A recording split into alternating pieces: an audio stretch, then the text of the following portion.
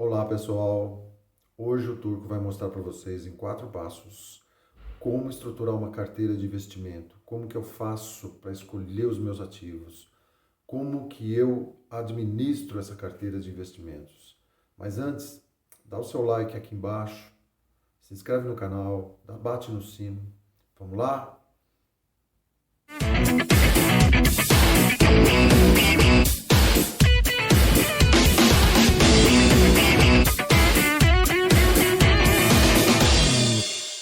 Passo 1, basicamente é você traçar um objetivo para o teu investimento.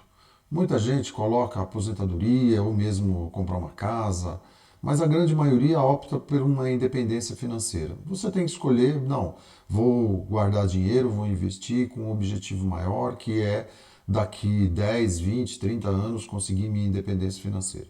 Sei lá, traça um objetivo e basicamente mais ou menos estipula um tempo para esse período, para atingir essa meta desses objetivos que você traçou. Mas acontece também, no meio do caminho, muita gente traça um objetivo de independência financeira e, de repente, no meio do caminho, perde o emprego e aí passa por condições ou situações difíceis, né? E acaba tendo que desistir desse projeto. Mas pelo menos, se ele guardou o dinheiro, tá lá. Ele consegue utilizar esse dinheiro para outro fim. Paciência, isso também pode acontecer. Aliás, aconteceu comigo no passado. Mas você tem que pensar assim: os investimentos que eu vou fazer a longo prazo é justamente pensando no objetivo que eu quero alcançar para que eu possa toda vez monitorar e verificar se ele está ou não perto, longe, se eu estou caminhando no sentido correto. Os aportes você define, vou mostrar logo no próximo slide como que você deve fazer. Mas você, normalmente, às vezes, a pessoa tem um capital grande, vende um apartamento, e aí começa a investir e já obter retorno imediato. Mas a grande maioria não é assim, não. A grande maioria guarda dinheiro, começa bem pouquinho, começa com um aporte pequeno e depois vai fazendo aportes mensais e aí vai tentar conseguir aquele objetivo que ele traçou. No passo 2 é basicamente administrar essas despesas. Né? Você tem aqui receitas, normalmente é o dinheiro que entra no teu bolso, o salário líquido, basicamente, ou alguma outra renda, fonte de renda que você tenha. Enfim, é a tua receita. As despesas, é isso aí que vocês estão vendo aí na imagem. São imensas, é muita coisa. Até dei uma resumida aqui para ficar mais fácil. Mas você tem que fazer isso. Todo mês você tem que colocar lá no caderninho e ou então no celular ou marcar direitinho, controlar as suas despesas para que você no final consiga fazer os aportes que você determinou. Neste caso, por exemplo, eu fazia diferente. Todo vale que eu recebia do meu salário, eu já tirava um percentual já estipulado, era em torno de 10%, e aplicava. E depois me virava para poder diminuir os custos do cartão de crédito, ou mesmo deixava de fazer um passeio, ou almoçar, jantar fora, alguma coisa que eu podia cortar para poder fechar o mês não no vermelho, vamos dizer assim. Também não adianta nada você guardar dinheiro e depois ter que não conseguir cobrir o cartão de crédito ou cair no cheque especial, enfim, aí não resolve. Você tem que ter esse controle. Talvez essa seja a parte mais difícil de todo investidor, controlar suas despesas e fazer você ser superavitário, vamos dizer assim. Passo 2 é esse, simples. O passo 3, pessoal, ele requer um pouco mais de cuidado. Por quê? As pessoas, muitas vezes por comodismo, querem simplesmente chegar lá, sentar na mesa do gerente do banco e falar: onde eu aplico esse dinheiro? O gerente do banco vai pegar lá, obviamente, os produtos do banco e ele tem metas para atender e, enfim, vai te indicar alguns investimentos lá, mas são bons investimentos normalmente para o banco. Nem sempre são os mais adequados para o que você procura. Mais importante é você, num primeiro passo, abrir uma conta numa corretora, pode ser a que eu tenho, a XP, a Clear, a Rico, Toro, tem várias delas. Se você tem dúvidas sobre isso, deixa seu comentário aqui embaixo. A gente pode trocar algumas ideias e eu posso, num determinado momento, falar sobre um pouco de experiência que eu tenho em relação às corretoras. Mas hoje está muito fácil, você em casa mesmo, com o celular, você abre uma conta na corretora, não custa nada, você não vai ter despesa por conta disso. E importantíssimo, você começar a estudar. Assista vídeos, leia, questione, mande mensagem, tire suas dúvidas e assim que vai.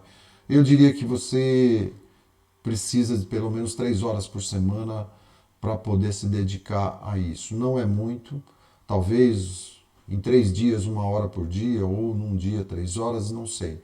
Você tem que fazer a sua agenda e fazer com que haja espaço para isso. Ok? Importante, importante.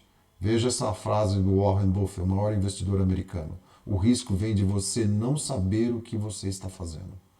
Então, é importantíssimo você, quando vai fazer um investimento, você saber aonde você está pondo o seu dinheiro. Ok? Esse gráfico aqui eu sempre trago comigo e vou estar mostrando muitas vezes, que é o gráfico da Bovespa. Então vocês avaliam bem, porque imagine você um investidor iniciante e de repente compra ações no momento de alta e de repente as ações caem 10, 20%. A maioria dos iniciantes ficam desesperados e vendem, ou seja, comprou na alta, vendeu na baixa, perdeu dinheiro. Imagine aqui perto da pandemia, quem comprou aqui e amargou aí 30, 40% de perdas no mês de março, abril. Então, em compensação, quem comprou aqui lucrou bastante. Mas afinal de contas, isso é história do passado. Como é que vai ser o futuro? O futuro não sei. Pode ser que ele venha uma recuperação em V, como muitos vêm falando por aí, mas pode ser que essa recuperação seja em W, ou seja, nós estamos aqui e de repente começa a cair e depois ela volta a subir. Né? Na verdade, um investidor ele não sabe o que vai acontecer. Ele tem algumas premissas, estuda, vê o que está acontecendo no mercado, avalia, mas saber ninguém sabe. Ninguém sabe se vai haver uma segunda onda em relação à pandemia ou não. Se a vacina vier, não vai ter. Se a vacina não vier, pode ser que tenha um novo lockdown e aí os mercados despenquem e aí tenhamos uma queda brusca novamente. Mas não sabemos. O que você tem que estar é preparado para isso. Você tem que estar preparado. Se isso acontecer, eu estou preparado. Se não acontecer, eu também estou preparado. Essa é a principal, vamos dizer assim, estratégia de um investimento em renda variável. Você tem que estar preparado para a queda e você tem que estar preparado para a alta. Preparado para a alta é fácil, você vai estar ganhando. Preparado para a queda, você tem que saber o que fazer. Então nós vamos estar avaliando isso aqui no passo 4, mas antes disso, eu gostaria de mostrar uma planilha para vocês, mostrando exatamente como eu faço em termos de planejamento financeiro. Todo turco, ou toda turca, quando faz um planejamento, eu montei uma planilha aqui para tentar explicar como que eu faço. Imagine você uma aplicação inicial de R$ 5.000 e aportes mensais de R$ 700. Aqui eu coloquei uma taxa de ganhos mensais de 1,5%. Isso é uma previsão, não é uma certeza. Aliás, é muito difícil de acertar. Há meses que se ganha bem mais que isso, há meses que se ganha bem menos que isso, ou até vira negativo. Mas enfim, no decorrer do tempo, de 1 ano, 2 anos, imagine que a rentabilidade seja próxima de 1,5%. Se você aportar R$ 500, R$ 700 todo mês com os 5.000 iniciais, você em dezembro de 2021, no caso eu teria 16.974, uma rentabilidade de 14,69. Veja que aqui eu estou considerando juros, proventos e ganho de capital. 1,5% parece muito, mas não é. Veja, quem assistiu o vídeo meu anterior pode ver que eu já oferi ganhos bem maiores que esse. Mas isso a gente não sabe como é que vai ser para frente. Agora, quanto que eu aportei? Quanto que eu investi? R$ 14.800. E quem pôs na poupança? Estaria com 15.044. Isso se mantiver as condições atuais da poupança. A Selic é 2% e a poupança paga 70% Selic, que hoje está em 1,4%. Ok? Agora, imagine você que em vez de 5 mil, vamos primeiro dar uma olhada como que ficaria esse investimento em 2030. Em 2030, dezembro, teria 271 mil, com 200%, para uma aplicação de R$ 90.400. Veja, a poupança nem vou falar mais dela, porque ela perde longe. E em 2040, daqui 20 anos, 1.850.960% de ganho. Veja o quanto o juro composto e numa rentabilidade de 1,5% isso daria de resultado. Agora, vamos mudar aqui. Muda para 10 mil. Comecei com 10 mil. Ok? E vou fazer aportes de R$ 1.000. A taxa eu vou manter 1,5%. Então veja, aqui em dezembro de 2021 já seria 27.700 para uma aplicação ou um investimento.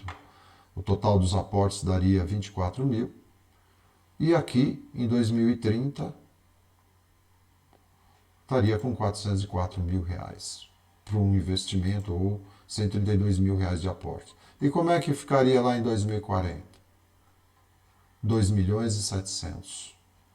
Ok? A rentabilidade seria a mesma por 252 mil investidos em 20 anos.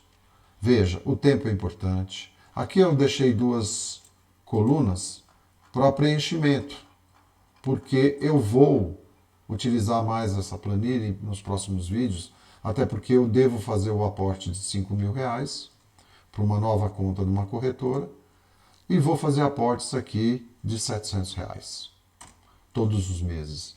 E vamos acompanhar para ver como isso se comporta ao longo dos próximos meses, dos próximos anos, até a gente acompanhar o quanto conseguimos de rentabilidade, quanto que é comparado com a poupança, com o mesmo com o CDI, sei lá, podemos avaliar. E também aqui ver a inflação que foi no período, é importante isso também, ok?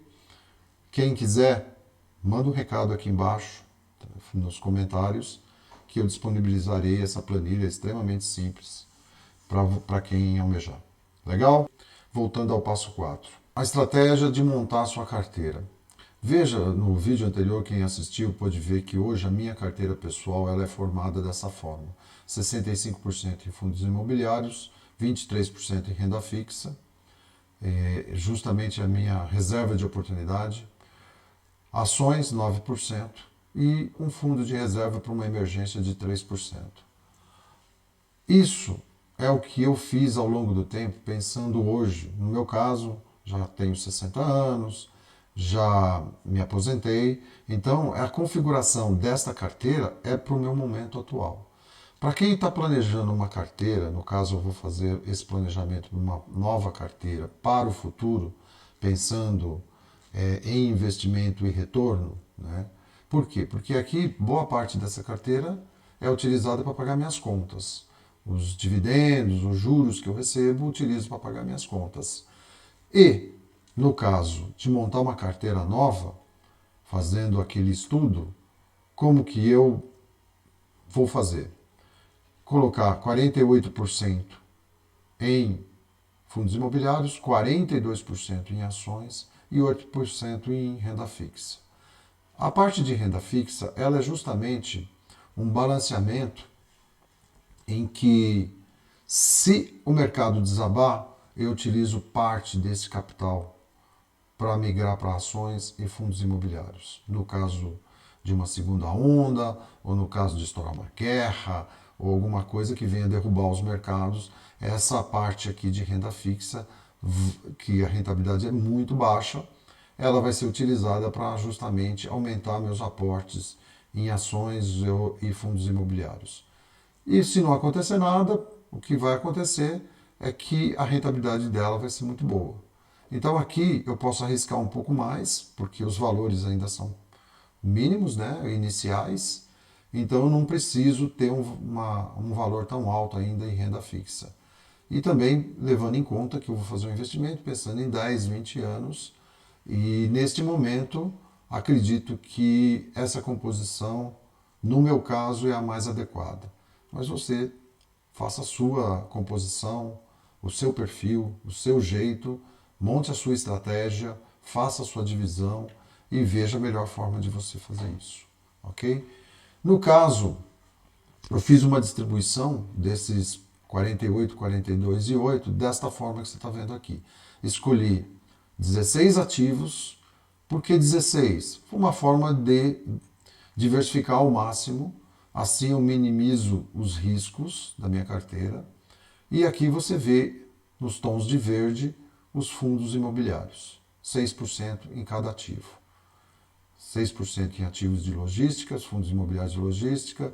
O Vino 11 é um fundo imobiliário de escritório. Depois shoppings, hotéis, papéis.